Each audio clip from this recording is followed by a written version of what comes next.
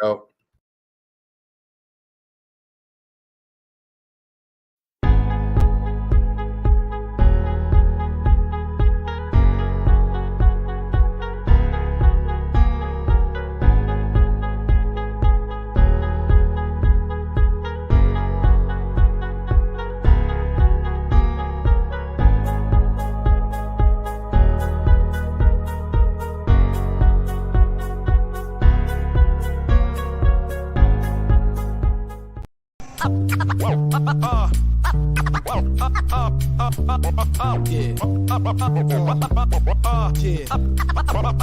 Black magic. You got to know, got to show.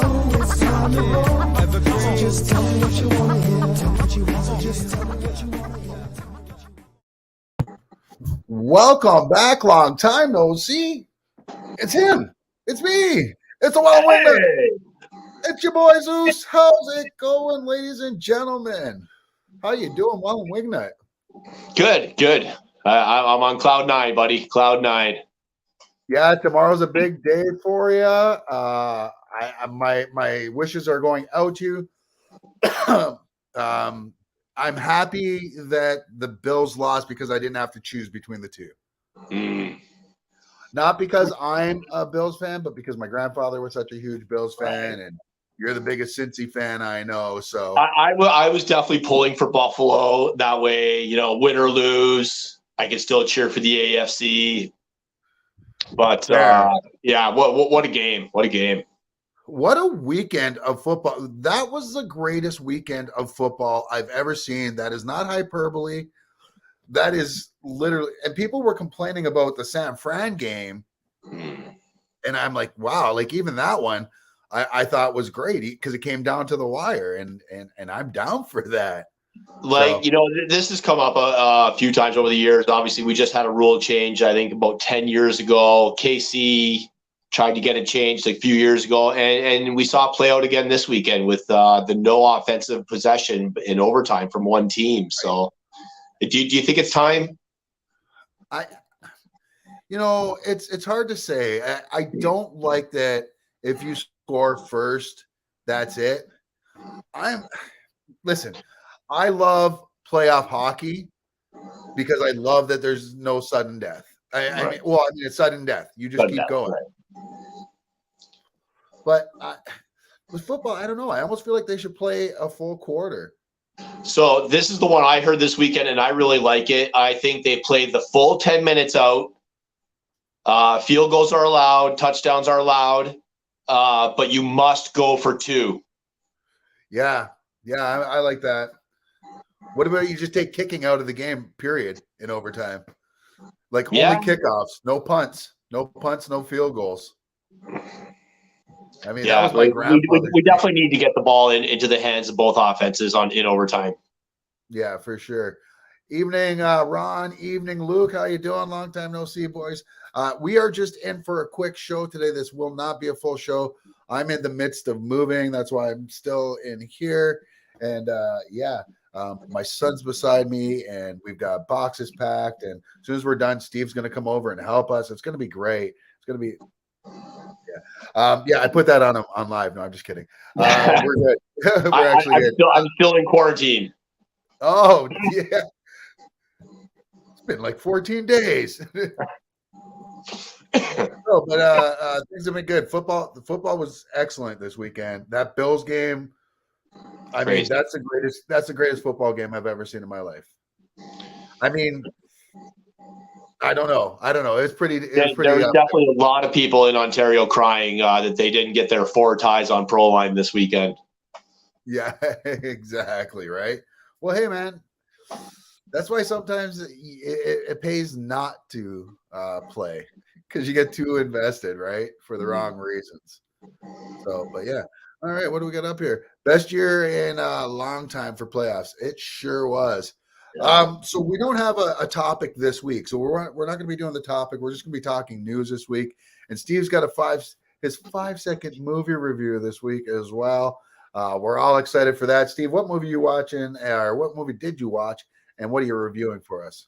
I watched the new Matrix movie. We spoke about this on the show in December when it came out. I was never a huge fan of the franchise. Like the first one, second one, I was like, Yeah. you know. So, but I did recap. I didn't want to have to watch all the movies again to be in the know. So I kind of did like the Matrix in 2 minutes on YouTube, Right. for the first few, kind of refresh my memory a bit, and then watch the new one. So Excellent. So did it? Well, I'm going to ask you if did the old ones hold up through the review? yeah, I mean, I think they were movies that were kind of ahead of their time. So Yeah, totally were. Especially like the wire work and the bullet time, which was huge. And when we get into the movie, we'll talk about that because that is a big part of that movie as well. It was a very meta movie. I'll give it that. yeah. But we've got that. We've got news, though, basically for you guys this week. We're going to talk news. Before we start the news, though, folks, let's give a shout out to our sponsor, how we pay the bills here. And that is the fine folks over at DocNet. You see them right over Steve's shoulder right there. If you're looking for internet anywhere in Ontario or Quebec, go give Tony a call. Hey, that worked. I like that. I like the palm thing. That was wrong side. Now you look like Benny Hill. If you want to watch Benny Hill, you can do that on the internet that you order through DocNet, docnet.ca. Tell them RaTG TV sent you, connecting your house to the world. I really hope that's not somebody else's saying. Anyway, so let us move on to the news. It's what we do. Oh, Steve, 1 second here. You do have a question. What happened to the ZZ Top look, buds? It's coming back. Yeah. So it's an arrangement I have with my other half that once a year I must shave completely so she can see my face, and then it's back. Next week it'll be like that. Yeah, right. And speaking of back, we're back with the news.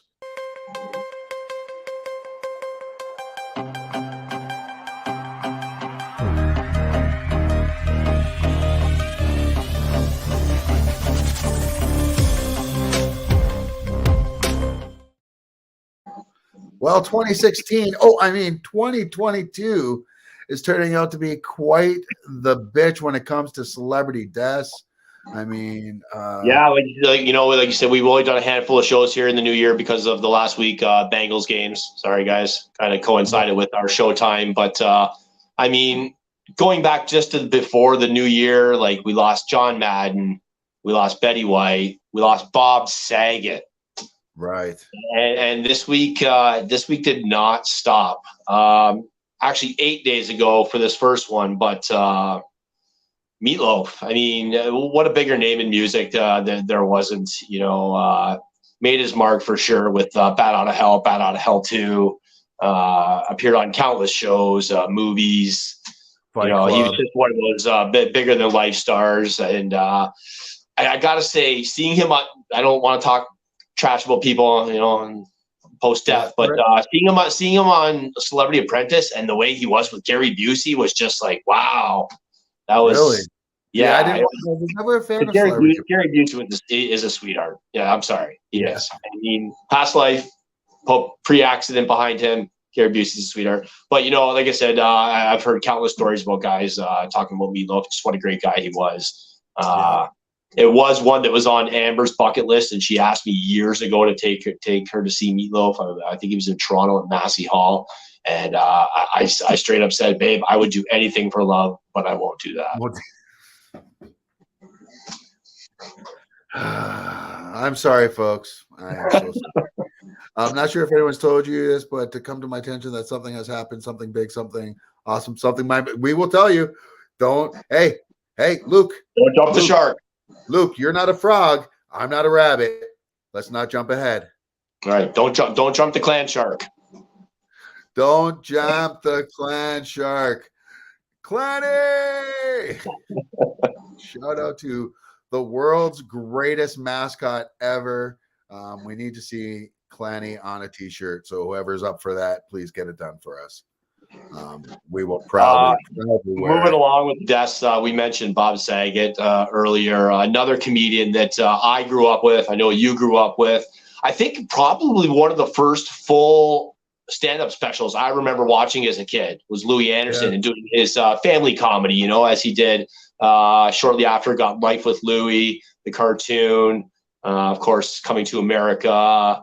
More recently, Baskets with Zach Galifianakis. Right. Just a funny guy. For that. What's that? I think it won a Golden Globe or two. I believe you're right. Yeah, I don't have that in front of me, but yeah, I believe you're right. Just a funny guy. Good, wholesome comedy. And I was talking to Heather about him, and I think she didn't remember him on Family Feud. Oh, really?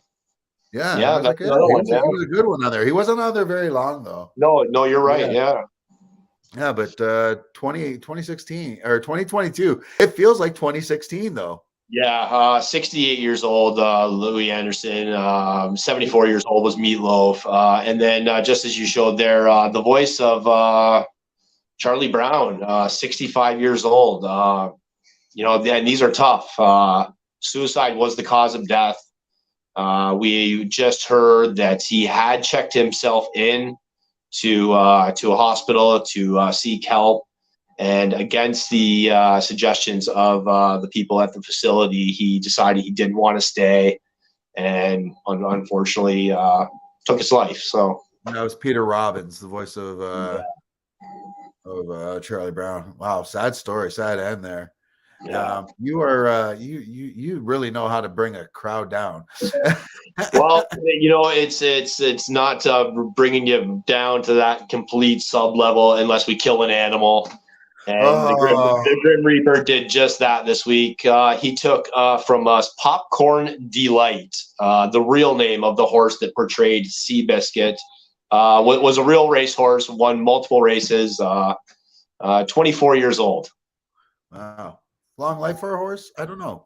I'm not sure. You know, I should have looked that up. Yeah, I don't know if that is a long life for a horse or not. So, you know what is a long life for a quarterback? However many years Tom Brady has been playing. And I should have that in front of me right now. 22 years. 22 years. Dude, he's a year younger than we are, and he just retired from the National Football League. Much to your joy, I know you're a lifelong Brady hater. And you know me because, like I said, I get it. I get the hate for Brady for people because I hated Michael Jordan because I was a Pistons fan and he just beat the shit out of everybody every single year. But Brady wasn't in my division, so it didn't bother me. Yeah. And I'm kind of happy that we were allowed to sit through it, though. Like we lived through that. Unlike you know, Babe Ruth. Thinking about Babe Ruth, people talking about that, and you're like, we could only imagine what it was like. I was telling my son, I'm like, we watched Michael Jordan play. You know, as much as I hated Michael Jordan, I watched him play. You know, so and that's one of those just compelling things about sports is anybody could be a villain, no matter how widely loved they are. In some market, somewhere, in some home, you're a villain. Oh, exactly. He started his career in 2000 with the Patriots. He was a backup to Drew Bledsoe. Bledsoe gets hurt in one of the playoff games. That's right. Brady goes in, and then that's it. Brady's there from 2000 to 2019. They win 6 Super Bowls. He gets 4 MVPs there. Overall, 7 Super Bowl victories after he goes to Tampa Bay last season, wins the Super Bowl there, Super Bowl MVP, 3-time NFL Most Valuable Player, 2-time Offensive Player of the Year, NFL Comeback Player of the Year in 2009. I mean, 4-time NFL passing leader, 2-time NFL passing rating leader. The guy is he's the GOAT. Like it's too hard to deny those numbers and the championships. Right. And I don't like it. Was I freezing there? Or were you eating Brady? I was hoping. You were hoping. Meatloaf was awesome. His singing talent, amazing. Agreed. And where did we go? There's somebody back here asked about the Royal Rumble tonight. Yeah, that's another thing. I'm gonna miss out on the Royal Rumble unless they get all the moving done in time as well. So I'm sure the other people that are moving with me are watching their watch right now. All right, so we move on from Seabiscuit to Tom Brady to what we got other death news. Yeah, Happy Death Day is alive. Jason Blum has said that it is definitely in the works. They are in pre-production now. And I got to say that this is one of those movies that the first one was a lot of fun. And I thought, don't make a sequel to this.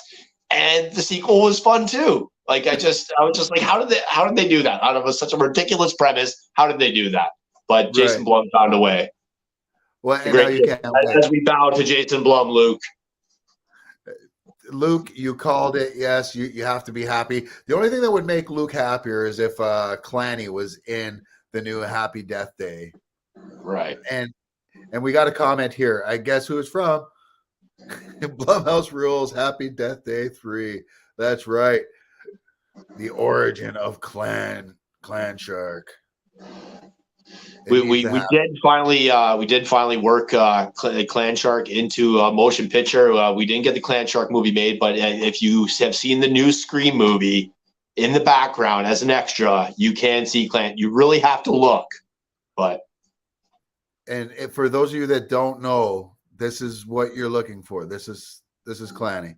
He does get dressed up once in a while. Right. I believe he's wearing a mask in the movie. Right. That's that's okay. I'm gonna skip. Let's switch spots here. You were supposed to go next, but I'm gonna go ahead of you real quickly because my story will lead into yours, I think. So what have you thought of the Book of Boba Fett so far? You are the Star Wars guy. How have you liked it? It's taken a lot of heat online, but I almost hate to be that guy now that just loves everything Star Wars puts out because I love it. I just love it. You made me feel for the Tusken Raiders. How dare you, Don Favreau? How dare you? Favreau's the beat. Trejo as a Rancor trainer. I mean, come on. Right. This season has just been so much fun. Well, I've liked this season a lot. I kind of echo the sentiment that Kevin Smith says. I like the show a lot. I think what the show's missing is that Grogu effect, that Baby Yoda, that's something to attach to, because it's not Boba and it's not Fennec right now for us, right? So we need that MacGuffin, that thing for us to our purpose for that whole story. But this past week, have you watched? I did. Okay, so folks, if you haven't seen the Book of Boba Fett and you're worried about spoilers and you haven't already seen it all over the internet because it's been everywhere already, we're going to be spoiling it in 5, 4, 3, 2, 1. Mando was back. It was the Book of Mando this week. Everything from the music, the entire story. We don't see Boba at all, except for in a flashback at the very beginning where they're recapping the story like they do in every episode. And we don't see Fennec until the last 5 minutes of the episode. And arguably, at least for me, this was the best episode of Boba this year. Yeah, it was a good episode. I mean, I don't know about best, but I mean, they've all been really good in my opinion. So yeah. So which one do you think is it? What's a better episode than the one that we just saw, though, for you at least? Because this one, I mean, Nick, it was. Did you like which one was the best one for you? Because I watched the first one over again, and the first episode's pretty decent. Yeah. But, I like all of it, honestly. I really do. Yeah, I really like all of them. They've all got their great moments. Like I said, I think just getting into that history of the Tusken Raiders was really fun for me. And just realizing that they weren't all savages. Some have just chose to go that way. True. Well, what about finding out that what's her name that works at Mando's shop is knocking boots with Jawas. Right? Right? And for me, who's a huge Star Wars Fallen Jedi fan, seeing BD1 in this episode, I was Yeah. like, well, we don't know for a fact it's BD1. We know Right. it's a BD model for sure. Yeah. But I was hoping that we were going to see what's his name from Shameless, Cameron Monaghan, the kid, the redhead kid who plays. Oh, right. Cal. Yeah, He from plays- Shameless. From Shameless, yeah, exactly. I was hoping to see him pop out as well at some point because that would have just been great. And maybe the two of maybe he and Mando try to go to Luke to try to get Grogu back, or at least give Grogu his. What does he have? Did they have them make? Is it chainmail? Was it a hilt for a new lightsaber? Is this how Grogu survives Kylo Ren? Right? I'm just saying. Questions. Yeah, big question. I absolutely love the Book of Boba Fett. And I'd love Clanny in Blumhouse. We know that, dude. I agree. I like the show, but episode 5 was hands down by far my favorite. Yeah, I like, and it's not a slam on. It was almost an hour. It was an hour? Just shy of an hour, yeah. So it flew by. It absolutely flew by. Bryce Dallas Howard directed that episode. Now people are clamoring for her to have like her own series or something. I'm down with that. That's fine. But she didn't write the episode, so she did a fantastic job directing it, though. But yeah, man, I love this episode. I thought it was a lot of fun, and I'm just always looking to see more throwbacks to different eras of Star Wars. Yeah, man. Speaking of different eras, someone who has not changed with the times, they've seemed like they've been in everything Star Wars puts out at some point or another. Anthony Daniels has teased, said that C-3PO will return in a motion capture scenario. So you won't be playing him anymore physically, but he will be doing the mocap. Yeah. Why not? I don't see why not just put someone else in the suit, just have him do the voice anyways. Yeah, that would work too. Yeah. If that's what they wanted to do. Yeah, and I like that. I like having that touch of, the originals there somehow. Like the Skywalkers are died off, or they're dead now, except for Rey, who's really a Palpatine somehow. Right. They so missed the boat with her being Obi-Wan's granddaughter. Talking about missing the boat or missing the mark. I don't know. Mortal Kombat. The people there that that last movie came out didn't really hit that well at the box office. Didn't have rave reviews. I liked it. I didn't think it was the greatest, but I didn't think it was as bad as people made it out to be. Yeah. But the people that made it seemed to think it was good enough to garner a second one, and I'm all down for it. So yeah, Mortal Kombat 2 has been confirmed. Did you see the original? I did, and like you said, I don't think it was anything spectacular. But as far as video game movies go, and having played the games and the throwbacks we got and the Easter eggs we got, I enjoyed that. So it was enough for me to like it. So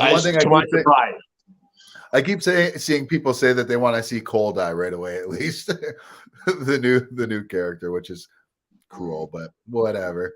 But yeah, you got some video game news. I do. The Rock is no stranger to being in video game movies. Of course, we've already seen him in a couple. He says that he has got something in the pipe that is huge. He said it's a game that he's been playing for years now. And he said that this is going to be epic. I mean, okay. So let me just put this out there.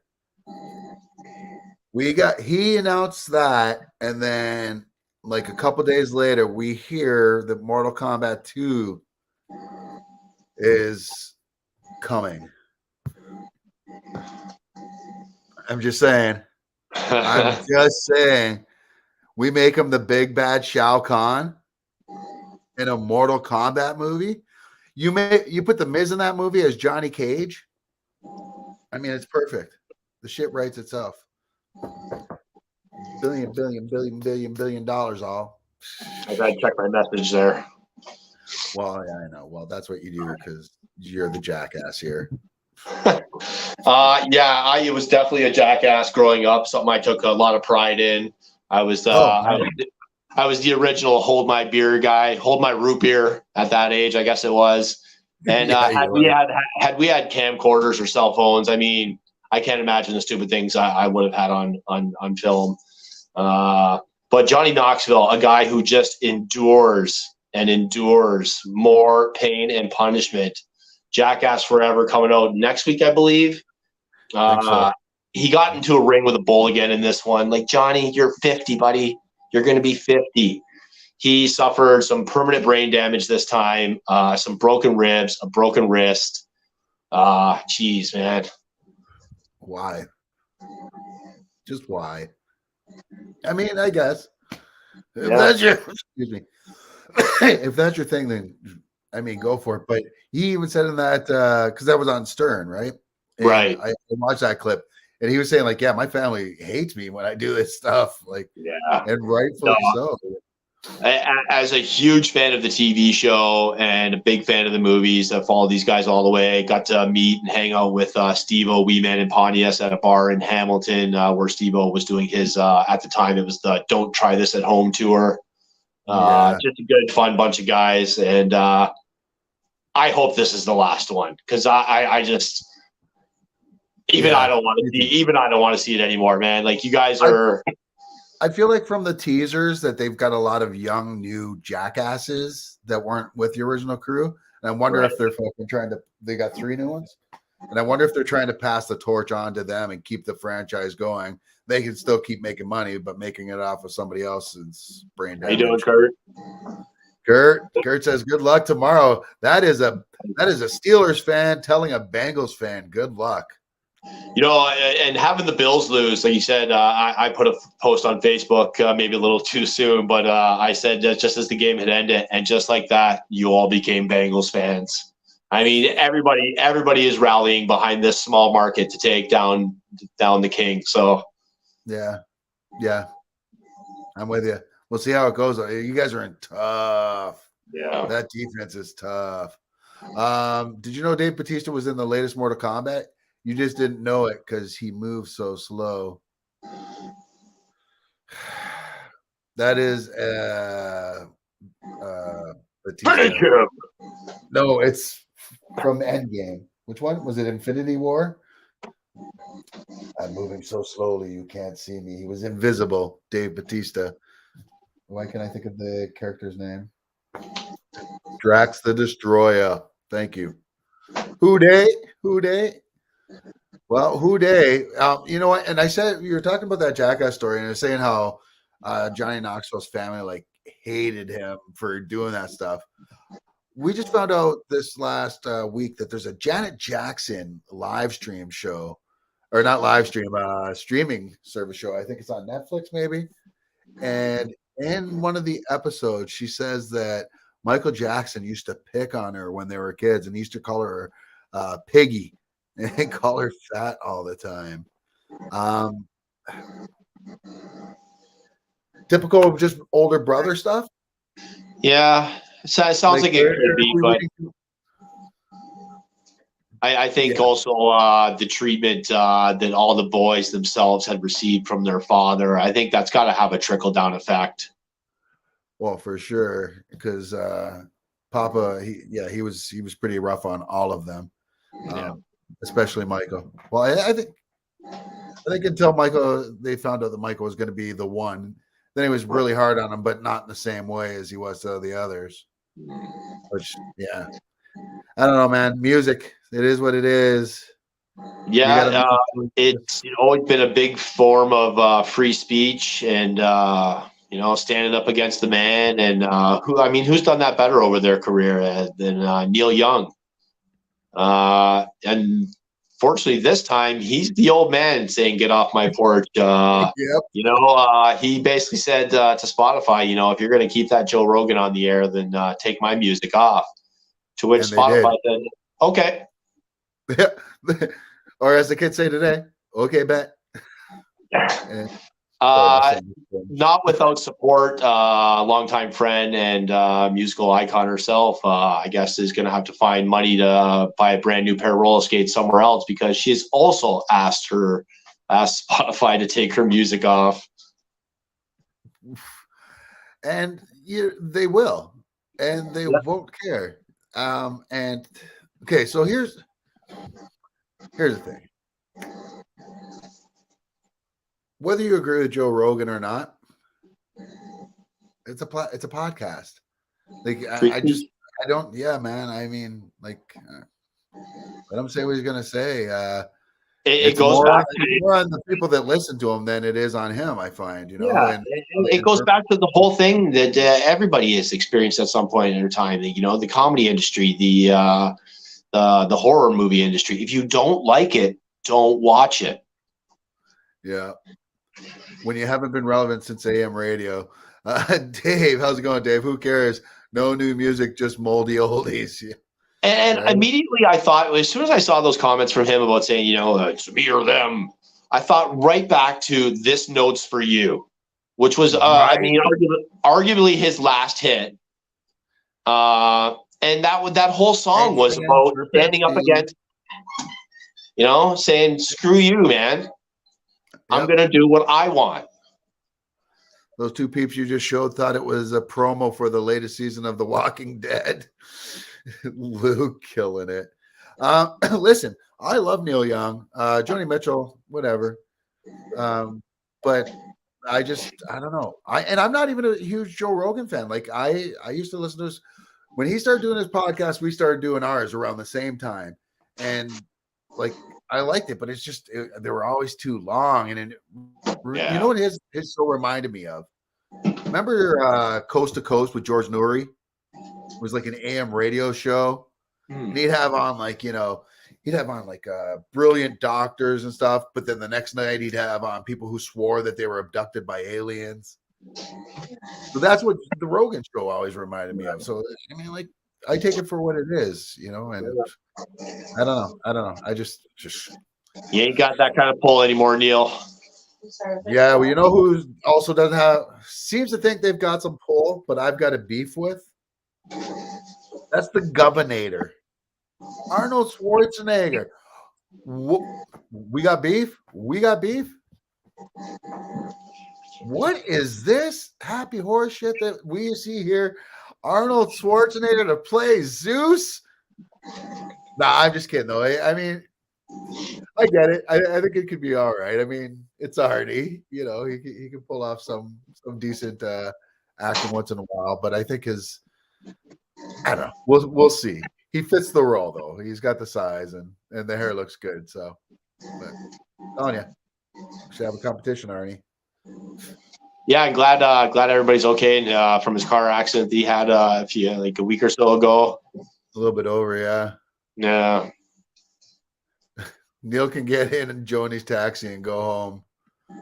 From what I heard, they don't want to ban Joe Rogan. They want him to quit spreading misinformation about COVID-19. Well, Neil Young, he was quoted saying basically, like, it's Rogan or me. You can't. Have both on there, so. Get to the chariot. Oh, I chariot race, Arnie, for sure. I'd win that because I don't have to be good. Just my horses do. Right. Speaking of good, you've got a kind of cool story coming up here. That stuff that tastes good. It's a weird one. I never really got these whole things. I mean, they're cool, but product promotion is everything in the industry.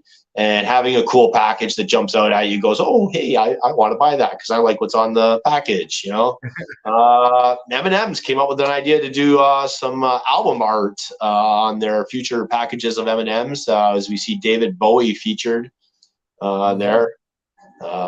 Yeah. I mean, like I said, kind of cool, but I mean, are you really going to save these? Like, are they're not collectibles? That's where I draw. You know what I mean? If something's not collectible, what's the point? Yeah, but I get it. Yeah. I mean, and is there proceeds going to anything, or it's just a shameless promotion? Yeah, it's just a cash grab. We just need to get some more money, so we're using the likeness because it's that seems like they're not worthy. We're not worthy. I wasn't really worthy because I wasn't a big fan of this sketch on Saturday Night Live. The movie was funny. I definitely got some laughs out of it for sure. Wayne's World, Mike Myers, Dana Carvey, the famous AMC Pacer, 1976 Pacer that they drew that had the the licorice dispenser in the room. And I couldn't find it. I'm sorry. The famous scene where they're singing along to the Queen song. Sold at auction this week for $71,000. Damn. Not bad. Not bad for a 76 AMC Pacer. Man, not bad. Reminds me of the little albums of Bubblegum Records. Eminem could go to extremes and get a pic of Eminem putting his girlfriend in the trunk. Luke with the Stan reference. Look at you showing how 2002 you are. Oh, well, that's quite the fairy tale. But what else you got? Peter Dinklage spoke out this week about the idea of Disney doing a live action Snow White. And obviously Snow White and the Seven Dwarves, as it's been told for decades. Dwarves, not politically correct anymore. Little people is the term, the proper vernacular that we use. And to try and, I guess, get away from that whole Disney hidden racism and everything that they've had sprinkled throughout their stuff over the years. This is just another step in that direction. And it says that they will feature 7 mystical, magical creatures rather than 7 dwarves. Oh, so that's the way they're going to come around it. So, wow. Well, I mean, I guess. Because he had some harsh words saying about how PC they were. Yeah, show how PC they are by hiring a Latina actress. And we're seeing right there who's Rachel Zegler. I hope I'm pronouncing that correctly. But he's like, but we're still showing these dwarves in this old-fashioned whatever you call it. But the name's still called Snow White and the Seven Dwarfs, isn't it? I don't know. I don't know if we'll see a change there, but yeah. Well, comedian, you know who comedian Brad Williams is? Yes. Yeah, he spoke out and he said while he understood what Dinklage was saying, he's like, I still want to get paid. So yeah, I thought that was kind of funny. I mean, and I get it. It was definitely something that crossed my mind. Missed opportunity for like I said, for centuries we've had white people playing Asian people, white people playing blind people, white people playing handicapped people. And now we're seeing get a handicapped person to play a handicapped person, and get a Latino person to play a Latino character. So why not get a little person to play? That's what Benedict Cumberbatch said about Zoolander 2. He said he had a transgender character, I think. I never watched it. Yeah, or non-binary. Non-binary, I think it was. Non-binary, that's right. That's what it was. Because he's like, oh yeah, he's like nowadays, he's like, because it's accepted, he's like, there's no way I would play it, or should I? He's like, they just get a non-binary person to play the part of a non-binary person, right? Like, why not? So yeah, I'm down with that. It'll be Plain Jane and the 7 Stop it, Luke. He's had his whiskey. So are they still gonna be trying to mail her? How are they gonna get her on that part? Were they trying to have sex with her? Oh. Was you trying to say mail her, Serge, or were you trying to say did they really try to mail her in the cartoon? Was she part of a mail order bride program where the dwarves were going to get paid? Right. Because this was some old Russian tale. We don't have any sponsors there. I'm sorry. We love you all, though. We really do. What do we get? One more right here. Seems to me, yes, male. Somebody's having fun with autocorrect right there. All right. So, well, that brings us close to the end of the show. That's the end for our stories, but we can't leave without Steve's review of the movie The Matrix Resurrections. So with that in mind, it's time for Steve's 5 second movie review by Steve.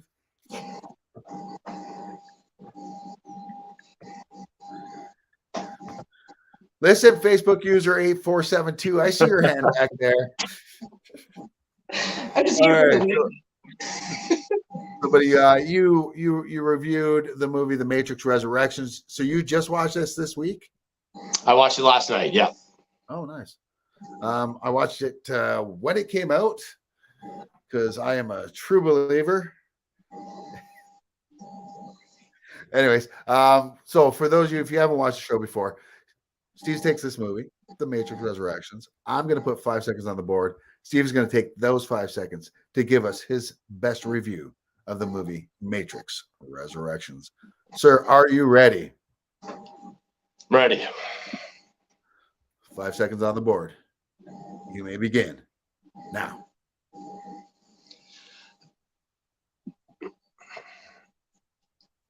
Is there a third pill?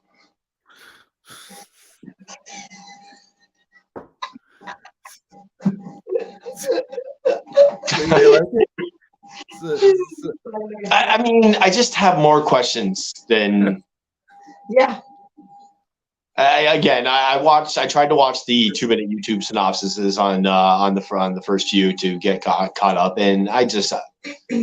So yeah, there's what you had to know as well going into that one. There's a video game that came out after the Matrix movies, the last of them, and that's canon, I guess, and that's continued. And that's where Neo was working, right? I think so, something like that. But yeah, it was very confusing, but the visuals were nice, and I got to interview Ellen Holman, who's the very first scene in that movie, the one that played Echo, the Trinity copycat, basically at the very beginning of the movie. Yeah, but yeah, I don't know. What would you give the movie out of 5? I think for trying to give it an honest, as someone who didn't more recently watch the last ones and didn't know all the, didn't have all the answers.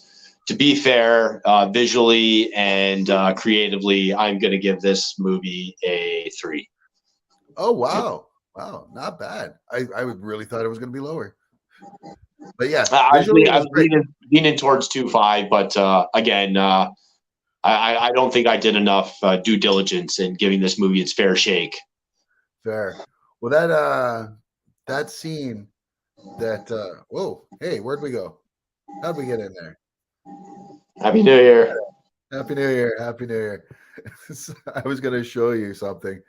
That scene though, when they're blowing up New York or San Francisco, that's actually San Francisco, and they're like setting off huge explosions there. I was going to show the interview I had with her, but I don't see it here, so it's all good. That's why we switched over. But that's it. Hope everybody had a good time on the show. Hope you learned lots. Hope you agreed or disagreed with Steve and the Matrix. But we will be back. We should be back next week. No problem. Full time, full hour, full 2 hours, and full show. And, we got some good movies coming up. So we got Kurt Warner, The Underdog Story. I'll be reviewing. We have the new Scream movie that I'll be reviewing in the coming weeks. So there's a new Kevin Hart football movie on Netflix. That's right. He and Tyler Lautner, and he plays Sean Payton. Yeah. So now, did you watch? I posted last night on Facebook National Champions with J.K. Simmons. It was good. It was really good. So it keeps up the streak for us for football movies. Yeah, but there's one I guess caveat here. 0 football in this movie. So how is it a football movie? 0 football movie. It takes place over the course of one night.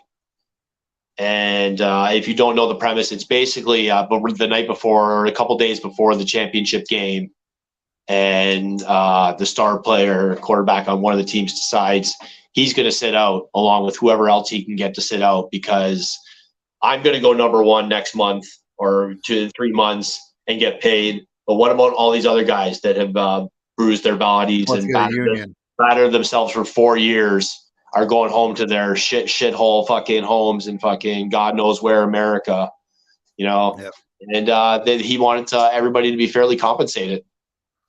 Yeah, I've long said that I think that, especially in the States, they should pay top tier. It is a multi-billion-dollar industry, the NCAA. Yeah, it's ridiculous. And then you look at the money that the coaches get there.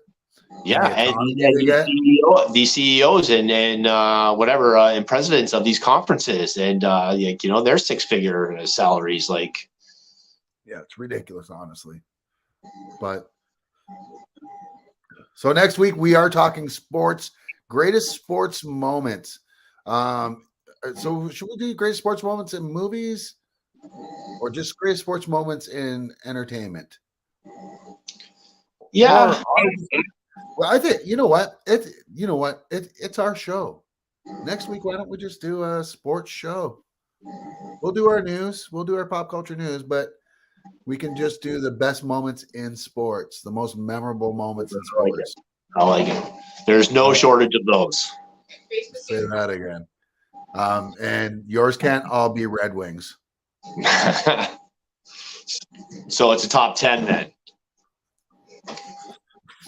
Stevie Eisman, top corner. Yeah. All right.